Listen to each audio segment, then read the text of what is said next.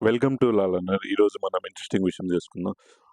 WhatsApp భారత్‌లో సేవలు నిలిపేస్తాయని సంచలన వ్యాఖ్యలు చేసింది. ఎందుకంటే 2021లో మోదీ సర్కార్ రూపొందించిన నూతన ఐటీ నిబంధనలను సవాల్ చేస్తూ ప్రముఖ సామాజిక మాధ్యమ వేదికలైన వాట్సాప్, ఫేస్‌బుక్ ఢిల్లీ హైకోర్టులో పిటిషన్ దాఖలు చేసిన విషయం తెలిసిందే. దీనిపై తాజాగా విచారణ జరిగింది. ఈ సందర్భంగా తన వాదనను వినిపించిన వాట్సాప్ 2021 ఐటీ నిబంధనలోని సెక్షన్ 4(2) సెక్షన్‌ల వ్యక్తుల భావప్రకటన స్వేచ్ఛకు, వినియోగదారుల గోప్యత హక్కుకు భంగం కలిగిస్తుందని ఆరోపించింది.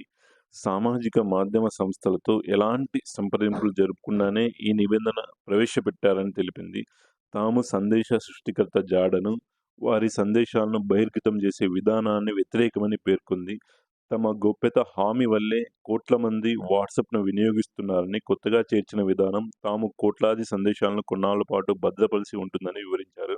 అంటే వాట్సాప్ తన కస్టమర్ల యొక్క గోప్యతను ప్రిఫరెన్స్ ఇస్తుంది. కానీ గవర్నమెంట్ ఏదన్నా అవసరం ఉంటే ఎండ్ టు ఎండ్ డిస్క్రిప్షన్ అంటే భద్రపరిచే అవసరం ఉందని చెప్పింది. కానీ ఇలాంటిది ప్రపంచంలో ఎక్కడా లేదని, అయినా ఇన్‌స్క్రిప్షన్ బలవంతంగా సవరించాల్సి వస్తే తాము భారత్ నుంచి వెళ్ళిపోతామని వాట్సాప్ హెచ్చరించింది. అనంతరం కోర్టు తదుపరి విచారణ ఆగస్టు 14న వాయిదా వేసింది. Please subscribe my channel. Thank you for watching video. జై హింద్.